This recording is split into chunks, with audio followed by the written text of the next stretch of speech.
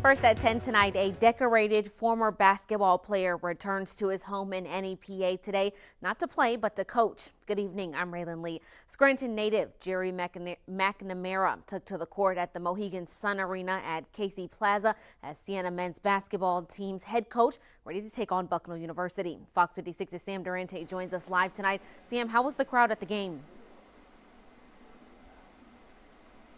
Raylan, many of those in the crowd donned Syracuse merch, as McNamara spent most of his basketball career at Syracuse University.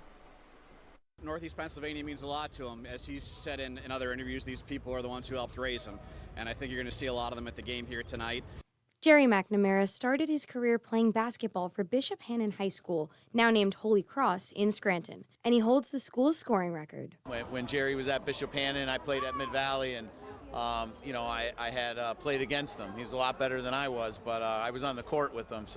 A local celebrity, he was named the Lackawanna League Division II Player of the Year 4 years in a row, and he was the Associated Press's Pennsylvania State Player of the Year in 2001 and 2002. Growing up, my dad used to take me to high school basketball games, state playoffs and state championships, and when I go see Bishop Hannon, I couldn't believe the three-point shots that he was making, and I was about 8 years old, and I said, wherever he goes to college is going to be my new college team. Attending college at Syracuse University, McNamara continued to soar, and he helped his team win their first national championship in 2003. He found out that the student paper at Syracuse, someone called Gerry McNamara overrated, and he used some select words and said that there's no way they would have won 10 games if it wasn't for Gerry McNamara. So the bookstore, they took the quote, they sold it.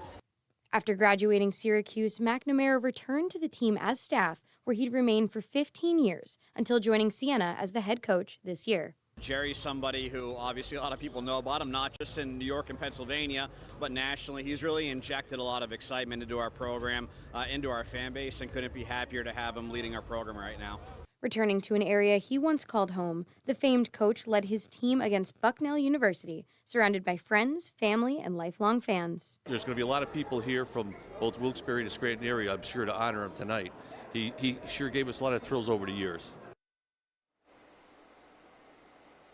The Siena men's basketball team did beat Bucknell 71-58 for tonight's matchup. Reporting live in the control room, I'm Sam Durante with Fox 56 News, first at 10.